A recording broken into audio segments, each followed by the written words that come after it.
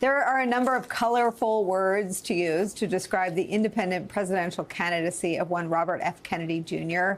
Bizarre, confusing, unsettling, but successful does not appear to be one of those words. Our NBC News campaign, MBEG, calls it RFK Jr.'s incredible disappearing campaign. Polling is way down. Money is tight. Kennedy's not yet on the ballot in all 50 states. There are ongoing legal challenges seeking to prevent him from appearing on ballots in New York and Pennsylvania. And public events, ones he actually puts on. The last event was 1 month ago today. Even when he has received attention lately, it's been for all the wrong reasons. That includes what we'll shorthand the bear story, a recent admission from RFK that raises more questions than it answers. It reads like a bizarre fever dream, but the short story goes like this. In 2014, on the way to do some falconry, as one does, RFK Jr. says the car in front of him hit and killed a bear cub. With the intention of skinning the bear cub, he threw it in his vehicle.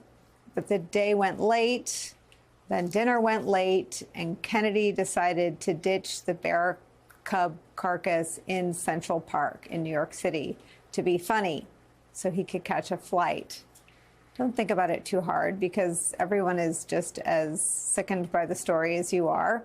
About that story and the future of RFK Jr.'s bizarre presidential bid. Joining our coverage, New York Times investigative reporter Suzanne Craig is back with us. Tim is still here as well.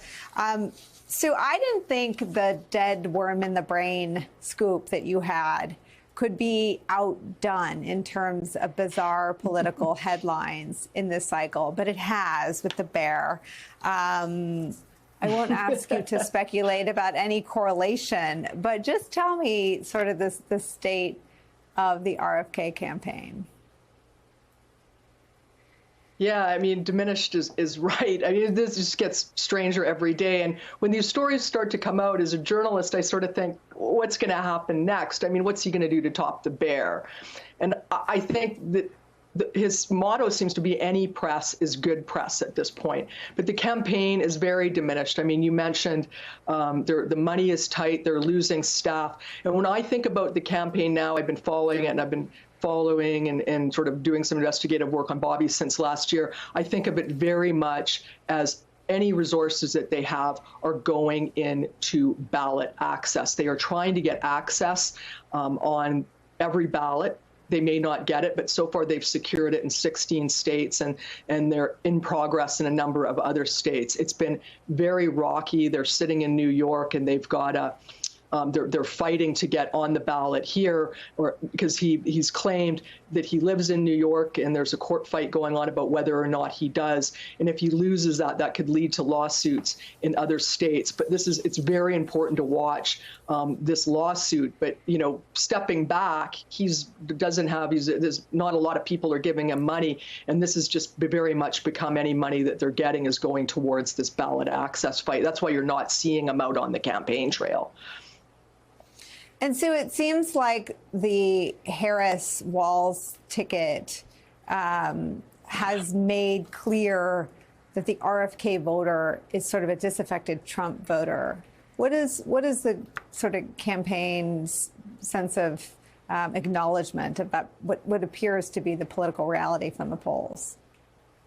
Right, because there's been all this debate about Bobby Kennedy and who will he pull votes away from. It are people who, is it Trump? Was it Biden? Is it now Harris? And there's a poll out now that says, and the numbers are interesting. It says now that Kennedy wins 8% of Democratic leading independents compared with 23% of Republican leading independents. So it's looking more now like, he's drawing, the vote here is, more that the Trump, the Trump voters are more likely to vote for Bobby than the other way around. So it's good for kind of Harris at the end of the day.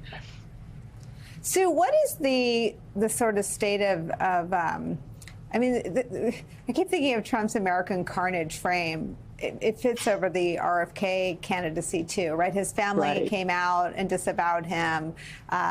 All of his legal woes are giving fodder, I guess, for any journalists who are tasked with covering him. What is the sort of state of political wreckage around this candidacy?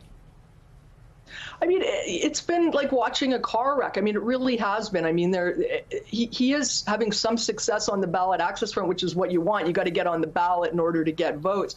But around it is just this sideshow culminating with this crazy story about the bear. And it's not even just crazy, Nicole. It's upsetting to think that this happened. Yeah. We only have his version of events, but let's talk about that for a minute. He is coming from an event with friends. He says he's in a car, and the car in front of him hits the bear. So he gets out and he picks out this cub, saying that he plans to skin it and eat it later. Well, right away, in order to do that in New York State, you need a permit. And, you know, you have to get a tag to do that. He didn't do that. So right away, there's the violation of the law. He is a lawyer in New York State. He has a master's in environmental conservation, and he has taught that subject. This is somebody who knows it, and he's smart enough to know that the statute of limitations is passed on that. But then he goes and he dumps it in. He has to go for dinner. There's a lot of things that don't add up here, but he goes to dinner at Peter Luger's. He has to catch a flight, and he's late. But he's so late, he decides to drive into the city. Peter Luger's is in Brooklyn. And then he dumps it in Central Park with his friends, thinking it would be funny. And it's not just that he thought it would be funny. He said it thought it would be funny or something. And it's just not. And also, dumping a bear in Central Park is you know, problematic. I mean, it just layers upon layers of bad judgment on this, and we've seen it with other things. I don't know if you remember, but there was a Vanity Fair story where there was a picture of him eating either a goat or a dog. We're not sure, but the picture was horrific to look at. And this just keeps coming back to this issue of judgment. You know, Bobby Kennedy has said he thinks the media is overblowing these things, but I think there's a conversation to be had. And, you know, we've been having it for a while with Bobby Kennedy, but about his judgment. Yeah, I mean, Tim, I think Sue's being diplomatic and journalistic, which are her calling cards. I can't say on TV what people who know him and know his wife say about him, but, you know, it starts with sick and it rhymes with duck. I mean, this is sadistic, disgusting, unrelatable at the least behavior. And I think that if anything, the media is undercovering it because he's not politically viable. But if we had the bandwidth in this extraordinary political season to shine the political Klieg lights on him that he warrants, it would not be pretty. And I guess my question here is, what is getting him, you know, this sort of second look from pretty powerful voices in the media landscape like Joe Rogan? Yeah, I seen the Joe Rogan video the other day saying that he, not endorsing Bobby Kennedy, but saying that he's the one that's speaking truth. To me, this is just a bunch of contrarian cranks. And I think that if you look at his poll numbers, they've receded down to just the contrarian cranks, right? He was benefiting, and I think getting attention earlier in the summer from what we called the double haters, right? This was, anybody who watches political shows was hearing that phrase a lot lately, double haters, and it was these voters that didn't like Trump or Biden. And so they were just kind of parking in their support for Bobby Kennedy, not because they're into his weird desire to skin baby bears or, you know, his other strange eccentricities, anti-vax or any of that, but just because that was like their way of saying, I'm unhappy with my choices. I'm going to, you know, park my answer over here in option C. And now that, you know, Democrats obviously have a choice they're very happy with, MAGA Republicans at least have a choice that they're happy with, his numbers have gotten down to just these sort of contrarian crank podcast bros. And as Sue says, the data that you know look at shows that takes mostly for Trump. And so his campaign is now just it's like a rump campaign with a very small support staff. And you know, we could do, I think, a whole 20 minutes on the Bear story, but just since Sue is, I'm in the media, but Sue's a real reporter. As a point of personal privilege, I am hoping that somebody, maybe her, would ask the campaign when he showered that day. I know that maybe seems like a small thing to me, but he's falconing, he's going to dinner, he's taking a dead bear, and he's getting on a plane. There was no discussion of going home in any of that, and I think it's a pretty gross day for Bobby Kennedy. Do you know more about the timeline, Sue?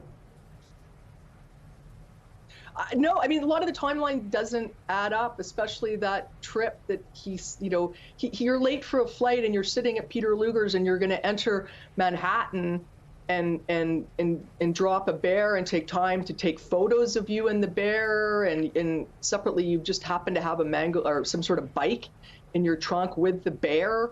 Like I remember the moment it was a Sunday when the New Yorker broke that story, and Bobby went and got out ahead of it, and he put out a tweet saying something to the effect of, "I can't wait to see the New Yorker spin on this." And then we have this crazy video of him talking about it with Roseanne Barr, and I'm like, you're right, I can't wait to see the New Yorker spin either. Like, there's no spin on this. This is just bad.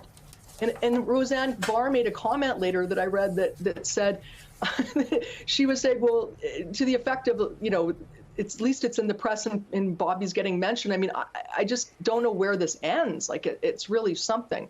And Bobby himself has said he's got 1 million skeletons in his closet or something to that effect. So maybe there is a lot more to come. But